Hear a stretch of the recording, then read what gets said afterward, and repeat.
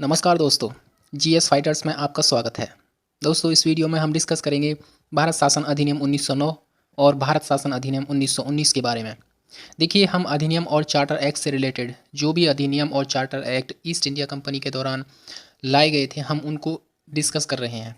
और इससे पहले भी एक वीडियो आ चुका है, पार्ट 1, और जिस वीडियो में हमने डिस्कस किया था कि रेगुलेटिंग एक्ट 1773 के बारे में, Pitt's India act 1784, charter act 1793, charter act 1813, 1833, 1853 और भारत शासन अधिनियम 1858।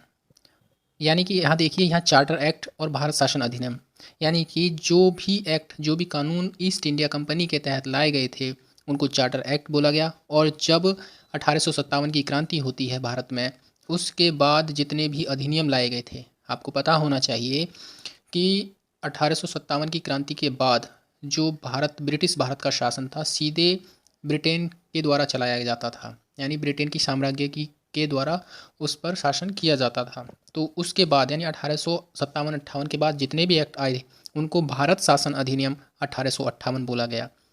1861 फिर 1892 में इस तरह से ये अधिनियम आए थे। ठीक है, इस वीडियो में हम भारत शासन अधिनियम 1909 के बारे में डिस्कस करेंगे और भारत शासन अधिनियम 1919 के बारे में।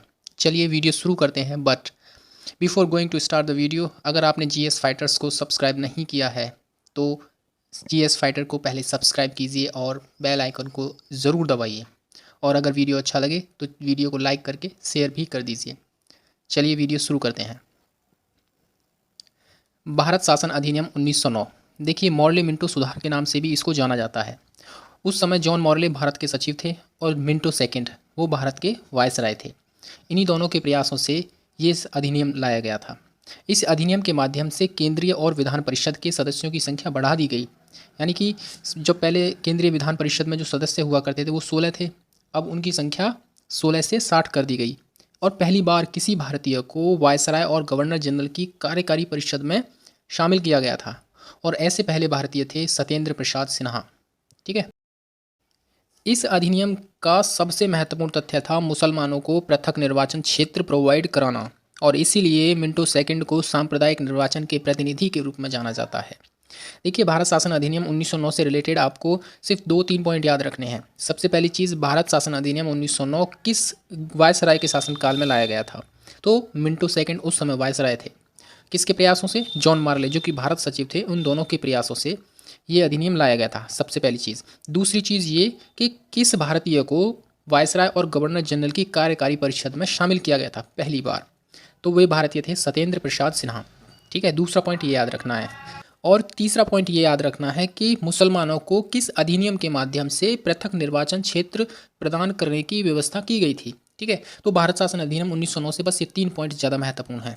ठीक है, भारत शासन अधिनियम 1919 मॉन्टेग्यू चेम्सफोर्ड सुधार के नाम से भी इसे जाना जाता है। एडविन मॉन्टेग्यू भारत के राज्य सचिव थे इंग्लैंड में, और इन्हीं की सिफारिश पर यह कानून लाया गया था।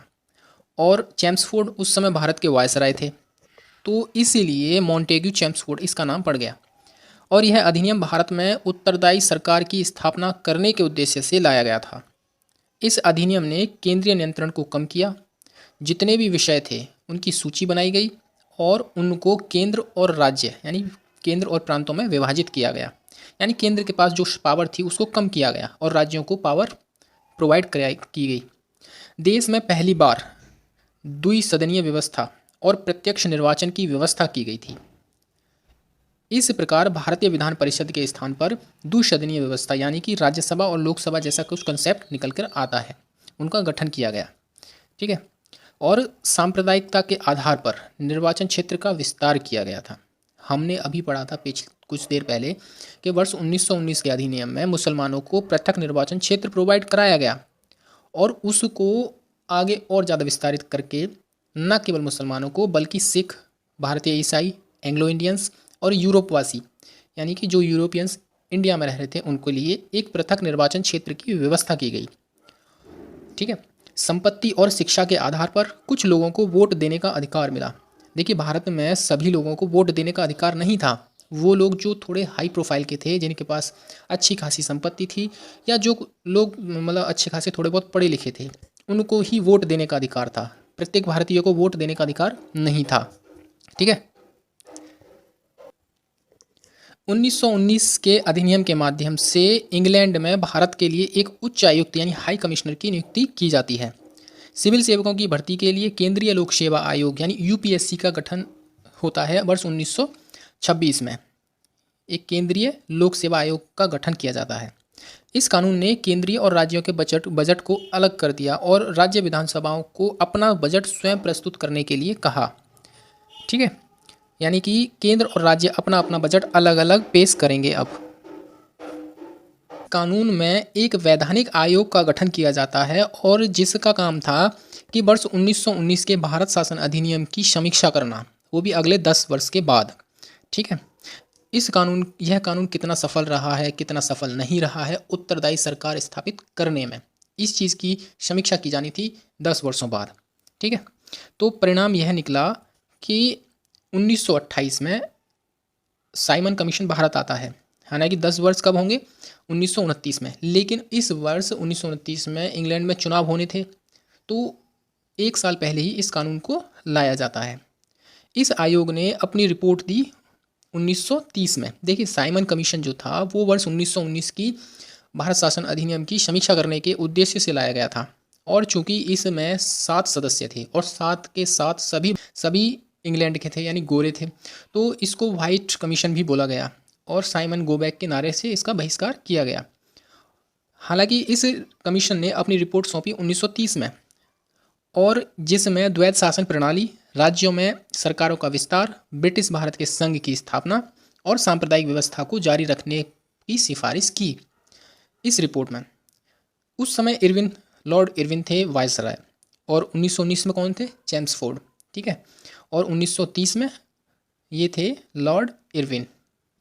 इस आयोग के प्रस्तावों पर विचार करने के लिए ब्रिटिश सरकार और ब्रिटिश भारत और देशी रियासतों के प्रतिनिधि के साथ 3 गोलमेज सम्मेलन होते हैं। यानी कि गोलमेज सम्मेलन किस चीज़ का परिणाम है, साइमन कमीशन की रिपोर्ट का ही परिणाम है गोलमेज सम्मेलन। और गोलमेज सम्मेलन का परिणाम क्या निकला, भारत शासन अधिनियम 1935 वाला। ठीक है, ध्यान रखना, इस चीज़ को आप एक दूसरे से कनेक्ट करके रख सकते हो। यानी कि 1919 के भारत शासन अधिनियम की समीक्षा के लिए साइमन कमीशन लाया गया। साइमन कमीशन ने रिपोर्ट दी वर्ष 1930 में, और साइमन कमीशन की रिपोर्ट पर विचार करने के लिए होते हैं गोलमेज सम्मेलन। ठीक है, 3 गोलमेज सम्मेलन होते हैं, और गोलमेज सम्मेलन का जो रिजल्ट निकल के आया भारत शासन अधिनियम 1935। इस चीज़ को आप सीक्वेंसली कनेक्ट करके रख सकते हैं अपने माइंड में। ठीक है, याद रखने में आसानी होगी। देखिए, गोलमेज सम्मेलन में कम्युनल अवार्ड, सांप्रदायिक अवार्ड जो था, वो महत्वपूर्ण मुद्दा उभर कर सामने आता है। उस समय ब्रिटेन के प्रधानमंत्री थे रैमजे मैकडोनाल्ड, और इन्होंने ही अल्पसंख्यकों के प्रतिनिधि पर एक योजना तैयार की जिसे कम्युनल अवार्ड कहा जाता है। ठीक है, अब मुसलमानों के अलावा सिखों, एंग्लो भारतीयों के अलावा भी अब जो भारत में सोकोल्ड दलित समाज था, उसको भी निर्वाचन क्षेत्र, एक अलग से निर्वाचन क्षेत्र दिए जाने की घोषणा कर दी जाती है। बट ये अनाउंसमेंट गांधी जी को बिल्कुल भी पसंद नहीं आता है, और परिणाम यह निकलता है कि वो इसके खिलाफ यानी कम्युनल अवार्ड के खिलाफ यरवड़ा जेल में ही आमरण अनशन पर बैठ जाते हैं। अंततः कांग्रेस नेताओं और दलितों के निर्विवाद नेता डॉक्टर BR अम्बेडकर के बीच एक समझौता होता है जिसको हम पूना पैक्ट के नाम से जानते हैं। इसमें क्या हुआ कि जो दलित समाज था उस समय, उनको अधिक सीट्स प्रोवाइड कराई गई, उनके लिए सीटें और ज़्यादा रिजर्व की गई।